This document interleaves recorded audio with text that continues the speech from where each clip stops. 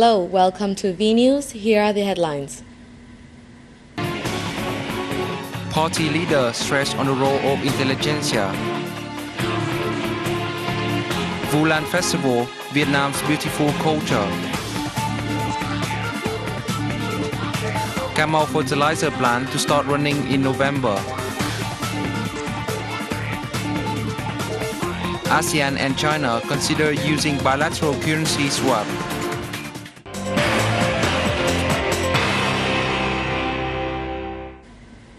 Party General Secretary Nguyễn Phú Trọng on August 13 worked with the Vietnam Union of Science and Technology Associations on a party resolution on developing a pool of intellectuals in the process of national industrialization and modernization. The party leader affirmed that the party and state always believe in the intellectuals who help create strengths for the nation's development strategy. Talking to the General Secretary Trọng, more scientists spoke highly of the resolution and they suggested suitable mechanisms for intellectuals to devote more to the country, including allowing Vietnam Union of Science and Technology Associations to join in national objective programs. However, they also stressed that the intellectuals should make more efforts to meet new requirements in the process of national renewal. They also should follow the moral example of President Ho Chi Minh, considering it necessary to improve their quality in the new situation. Prime Minister Nguyễn Tấn Dũng met with outgoing ambassadors of Laos and Ireland at separate receptions in Hanoi on August 12. Receiving Lao Ambassador Sunthorn Sayachak, Prime Minister Dũng expressed his joy at the development of the special friendship and comprehensive cooperation in all fields. He praised the ambassador for her contribution to boosting ties between the two countries. Ambassador Sunthorn Sayachak highly valued Vietnam's assistance to Laos, especially in personal training, and said she would try her best to continue strengthening bilateral relations in all fields. Meeting the Irish Ambassador May Collins, Prime Minister Dũng praised the ambassador's contribution to developing relations between the two countries to a new level. He affirmed Vietnam's consistent policy of boosting cooperation with Ireland in economics, education and culture, as well as at international forums. Prime Minister Dũng thanked the Irish government and people for their support, especially ODA Capital, which effectively helped Vietnam in socio-economic development and poverty reduction. Ambassador Collins said that Ireland provided over 50 million euro to Vietnam during the past 5 years and pledged to give more in the future, focusing on poverty reduction. A delegation of the Vietnamese Agent Orange Relief and Responsibility Campaign of the U.S. paid a working visit to the Da Nang City Association for Agent Orange victims on August 12. The delegation visited local Agent Orange victims to learn about their lives and Da Nang City's efforts to supporting the victims. The central city of Da Nang is now home to more than 5,000 Agent Orange victims. Over the past year, the municipal association has mobilized hundreds of individuals and businesses to support the family of Agent Orange victims, helping them gradually integrate into the community. The Vu Lan Festival, which falls on the 7th full moon of the lunar calendar, has for a long time become a significant day in the life of Vietnamese people. It is a chance for everyone to show their gratitude and love toward their mothers. The Vu Lan Festival allegedly dates back to an Indian sutra which told the story of a pair of Buddhist disciples who enlisted the help of Buddhist monks to save their mother's soul. Legend has it that the woman had been reborn as a hungry spirit due to her evil deeds in life. The two believers gathered an assembly of monks to make offerings to her spirit and ease her suffering.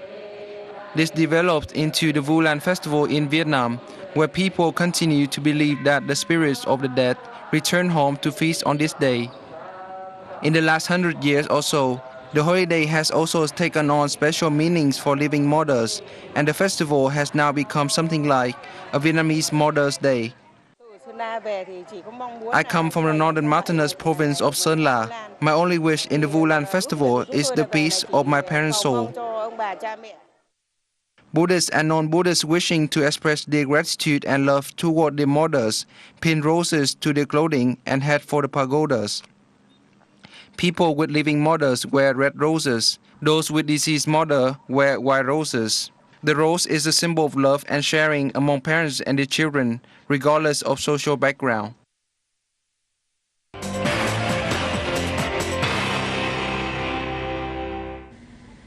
The Camel fertilizer plant, the second largest of its kind in Vietnam, is expected to turn out its first products in November this year.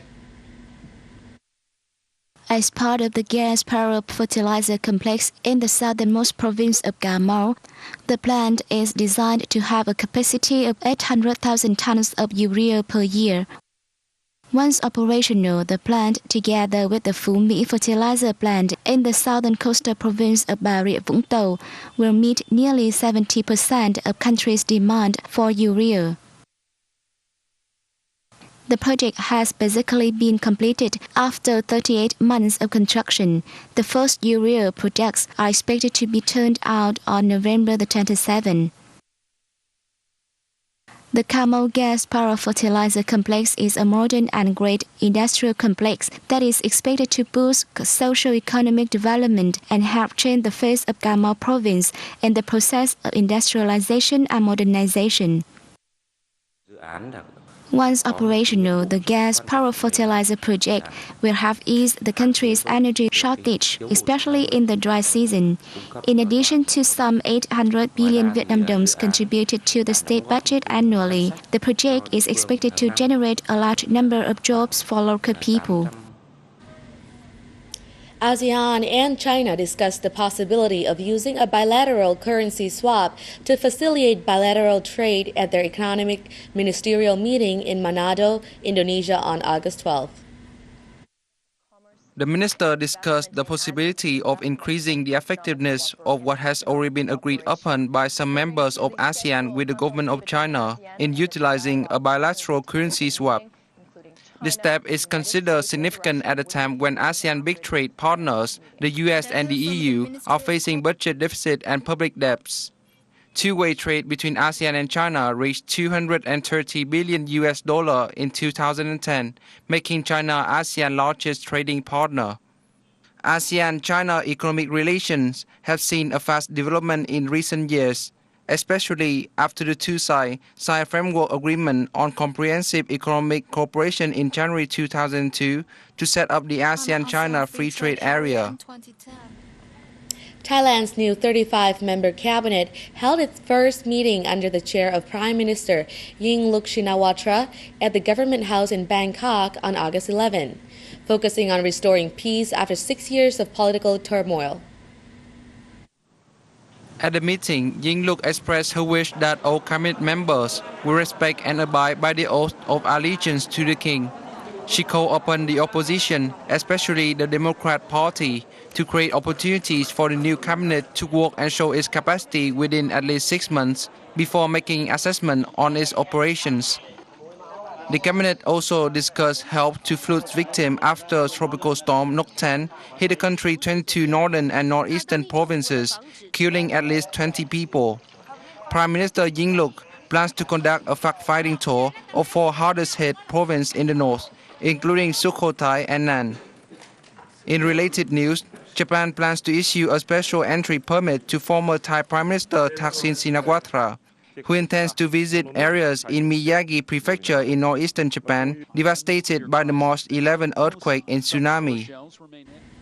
That's the end of our program. Thanks for watching and goodbye.